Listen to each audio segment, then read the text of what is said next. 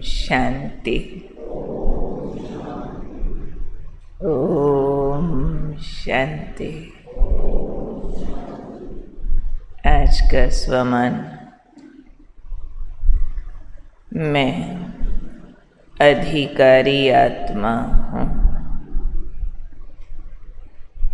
कौन सा अधिकार मुझे मिला है? सबसे बड़ा अधिकार होता है जन्म का अधिकार। जहाँ जिस घर में, जिस माँ बाप के यहाँ जो पैदा हो गया, सिर्फ पैदा होने के कारण भी बहुत सारे अधिकार उसके नाम आ जाते हैं। चाहे दादा को देखा न हो, परंतु दादा की प्रॉपर्टी है, पौत्रा हकदार हो जाता है। जन्म से अधिकार मिलता है। और हम तो हैं ही भगवान के बच्चे।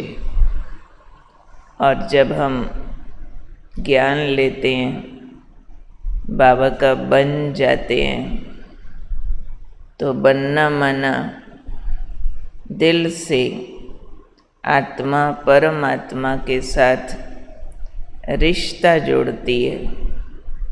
उस संबंध को हम अंदर से स्वीकार कर लेते हैं कि हाँ, मैं आत्मा हूँ और मेरा पिता सृष्टि का रचयिता परमात्मा है। जब ये वाला संबंध अंदर से आत्मा स्वीकार करती है, उसी घड़ी अधिकारी हो जाती है। तो जो जितना ज़्यादा बाबा का बच्चा हूँ इस फीलिंग में रहते हैं, उतना ज़्यादा उनको अधिकार मिलता जाता है। आज बाबा ने एक बहुत स्पेशल हमें हमारा अधिकार याद दिलाया है। और अगर वह अधिकार याद रहे तो हमें सृष्टि की सबसे ऊंची प्राप्ति कर सकते हैं। बाबा ने याद दिलाया हमें कि मैं तुम्हारा बाप तो हूँ, परंतु वरदाता भी हूँ। बाप प्यार से पालता है, टीचर शिक्षाओं से पालता है, पर अगर वरदाता पालने पे आ जाए तो वरदानों से पालता है। वरदान किसे कहते हैं? प्यार में पलने में भी जोर लग सकता है, उसमें भी कोई आज्ञा होती है, कोई फरमान होता है। टीचर की शिक्षाओं पर चलने में तो बहुत मेहनत होती है, पढ़ो लिखो समझो धारण करो। परंतु वरदान किसे कहते हैं? जिसमें बिना मेहनत के श्रेष्ठ प्राप्ति हो जाए। भक्ति में दिखाते हैं ना, भगत ने मांगा ये मिल जाए, और कितनी देर में वरदान मिलता है? सेकंड में। तथास्तु बोला हुआ। घर जाके देखा महल, ये चुटकी में तथास्तु, ये बन जाओ बन गया, ये हो जाए हो गया, ये बीमारी जाए हो गया। तो बाबा कहते हैं कि तुम वरदाता के बच्चे हो। तो वरदाता के बच्चे होने के कारण से हर कदम पर तुम्हें वरदान स्वतः प्राप्त होते हैं। पर पहली वाली लाइन क्या है? वरदाता के बच्चे। तो ये अंदर का संबंध जुड़ा हो, नशा चढ़ा हो। जैसे लौकिक जो रिश्ता होता है ना, कभी भी हम उससे डीलिंक नहीं होते कि मैं राजपूत का बच्चा हूँ, मैं फलाने खानदान का बच्चा हूँ, फलाने बाप का बच्चा हूँ, मेरा बाप so and so and so है। ये वाला अगर किसी को नशा होता है, संबंध होता है, तो उसकी स्मृति निरंतर होती है। तो यहाँ भी बाबा ने कहा तुम वरदाता के बच्चे हो। तो ये जिसके अंदर ठहर गई है बात कि मेरा बाप कौन, वरदाता, तो वरदाता के बच्चे होने के नाते हर कदम पर आप बच्चों को स्वतः वरदान मिलते रहते हैं। क्योंकि स्मृति में क्या है, बच्चा किसका हूँ, कौन मेरा बाप है, अंदर तार जैसे जुड़ी पड़ी है, लिंक लगा हुआ है। किसी राजपूत को सपने में भी बोलो भाई तुम कौन हो, कौन सा खानदान, उल्टा पुल्टा नहीं बोलेगा, जो भी जिसका है वही आ जाएगा उसका, जो उसका गहरा खून का संबंध है, सपने में भी वो टिका रहता है, बदली नहीं होता है। तो ऐसे ही बाबा ने कहा, ऐसे बच्चे वरदानों से पलते हैं, वरदान उनकी पालना बन जाते हैं।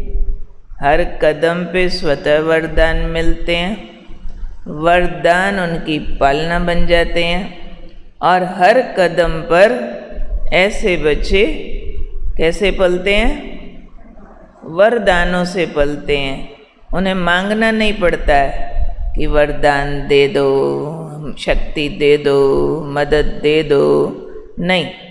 तो वरदान किसे कहते हैं वो बाबा ने स्पष्ट किया, बिना मेहनत के श्रेष्ठ प्राप्ति हो जाना उसे वरदान कहा जाता है। जैसे कोई रईस के घर में पैदा हो जाए, इतना रईस की आग लगाए दौलत ख़त्म ना हो, ऐसा कहीं बच्चा पैदा हो जाए तो कहते हैं कोई मोती दान करके आए, स्वतः प्राप्ति है ना। तो ऐसे जो वरदाता के बच्चे हैं उनको बिना मेहनत के श्रेष्ठ प्राप्ति होती है और अनेक जन्मों के लिए होती है। एक जन्म के लिए नहीं, जन्म जन्मांतर के लिए उनको श्रेष्ठ प्राप्ति होती है। वरदानों से ऐसे बच्चे पल रहे हैं, पलते रहेंगे हर कदम में। और बाबा की दृष्टि से, चाहे बोल से, चाहे संबंध से, स्वतः वरदान मिलते रहेंगे। दृष्टि लेंगे ऐसे लगेगा आज ये वरदान मिल गया। बाबा कोई बात उनके लिए बोलेंगे सिद्ध हो जाएगी। बाबा के संबंध में रहेंगे, संबंध से सारे अधिकार प्राप्त कर लेंगे। लेकिन याद ये रहना चाहिए कि मैं अधिकारी आत्मा हूँ, और उस संबंध में रहें तो बिना मेहनत के श्रेष्ठ प्राप्तियाँ होती रहेंगी। ज़्यादातर बाबा के बच्चों के ये अनुभव है कि जब से बाबा का बने हैं बहुत सारे वरदान पाए हैं, बहुत कुछ बिना मेहनत के सहज सहज हमें मिलता गया है, प्राप्त होता गया है। तीसरी आँख खुल गई है, हमारी उलझनें मिट गई हैं, हमें शक्तियाँ मिल गई हैं, हमें जो पहले जीवन में बोझ थे वो सारे मिटते जा रहे हैं। बहुत वरदान महसूस भी करते हैं, परंतु बहुत जगह बहुत सारी खींचातान, उलझन बहुतों की बाकी भी है। जितनी बाकी है उन उलझनों को ठीक करने का जोर मत लगाओ, बाबा से संबंध ठीक करो। क्योंकि संबंध से अधिकार, अधिकार में वरदान, और वरदान से बिना मेहनत श्रेष्ठ प्राप्तियाँ। तो प्राप्तियों का जोर मत लगाओ, उलझनों समस्याओं को सुलझाने में ज़्यादा मत झोंक दो अपने आप को। एक स्वाभाविक एक्टिंग की जाती है, ऊपर से फर्ज अदाई की जाती है, लेकिन मन बुद्धि का सारा ही कनेक्शन उधर लगा दें।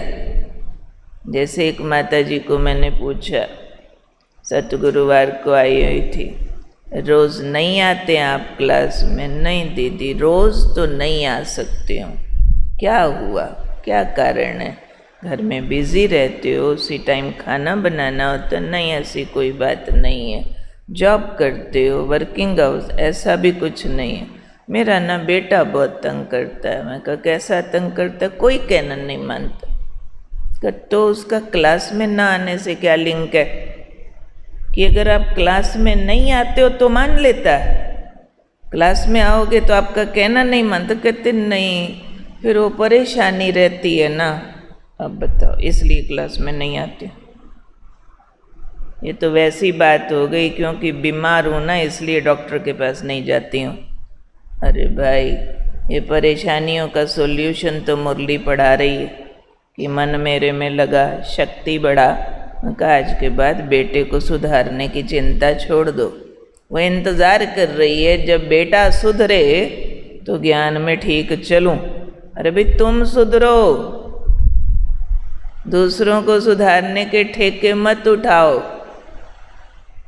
जिनको आप कह रहे हो वो लोग खराब है, मुझे तंग करते हैं, मेरे लिए प्रॉब्लम है, उनसे अगर जाके पूछो तो उनके लिए प्रॉब्लम आप हो, उनकी समस्या आप हो, उनकी डेफिनेशन में आप नहीं सुधरे हुए हो। डेफिनेशन अलग अलग है ना। तो इसलिए ये ज्ञान ये कहता है अपने को निर्विघ्न खुद बनाओ, अपनी शक्तियाँ बढ़ाओ। रात भी एक ऑनलाइन क्लास थी, एक माता ने क्वेश्चन पूछा, आप कहते हो सहन शक्ति, मुरली में भी था जो सुना रहे थे, सहन शक्ति बढ़ाओ। कहते इतना, कई लोग ऐसे होते हैं, कितना सहन करो, कितना कितना कितना, ऐसे खींच के बोल रही थी। इतना सहन करने के बाद भी हम चुप रहते, कुछ नहीं बोलते, फिर भी वो सुधरते नहीं। बताओ कहाँ तक सहन शक्ति धारण करनी है बहन जी? क्या बोलूं भाई? सहन शक्ति आपकी, एक तो चुप रहने को नहीं कहते, दूसरा आप इसलिए चुप हो, सहन कर रहे हो कि अगला सुधर जाए। आपकी सहन शक्ति दूसरों को सुधारने के लिए नहीं है, अपनी स्टेबिलिटी के लिए, अपनी संतुष्टि, अपना धीरज, अपनी अनडिस्टर्ब्ड स्थिति को सहन शक्ति बोलते हैं। तो ये वास्तव में वरदान ये कहते हैं कि मुझे एम्पावर करना, सहन शक्ति मेरे लिए, बदलने की शक्ति मेरे लिए, दूसरों के लिए नहीं। पहले खुद को और चार्ज करो। चलो हम अच्छे हर बात में, सामने वाला खराब पर उसकी बात से दुखी होना, सामने हम बोले नहीं पर दुखी हो रहे हैं, तो ये ज्ञान परमिशन देता है दुखी होने की, उसको तो ठीक करो। आप जोर इस बात पर ना लगाओ कि अगला सुधर जाए, जोर इस बात पर लगाओ कि उसके व्यवहार से मैं दुखी होना बंद कर दो, तो पावर काम करेगी ना। अगर इस इंतज़ार में रहे अगला सुधरे तो लगे रहो 50-100 साल तो भी रिजल्ट आने वाला नहीं है। मैं दुखी ना हो, 1 महीने में रिजल्ट आ जाएगा। अपने पे जोर लगाना है।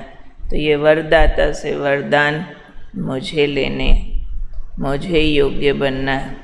इसलिए चेक करो मेरा संबंध ठीक है बाबा से, मैं अधिकारी बच्चा हूँ, मुझे फील होता है मैं वरदाता भगवान की संतान हूँ, तो मेरे को अधिकार में वरदान मिले हैं। तो अधिकार में जिसको वरदान मिल गए उसकी निशानी बताई कि बिना मेहनत श्रेष्ठ प्राप्तियाँ हर कदम पे महसूस करेंगे।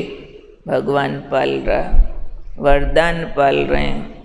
मेरे सब जन्म मेरे अधिकार के हो गए हैं, सब जन्मों के लिए अधिकार निश्चित हो गया, निश्चिंत हो जाएंगे। तो ऐसी मैं विशेष अधिकारी आत्मा हूँ, वरदाता भगवान की संतान हूँ। वरदान मुझे पालने के लिए हाजिर है, सिर्फ मैं उस अनमोल खजाने को यूज़ करूं। बाबा की दृष्टि लूं तो वरदान, बोल सुनूं तो वरदान ले लूं, संबंध जोड़ूं तो उससे वरदानों की प्राप्ति करूं। क्योंकि संगम युग पर स्वयं सर्वशक्तिमान भगवान हमें साथ दे रहा है। अभी जो चाहिए उससे ले लो, ठीक है? चलो जी।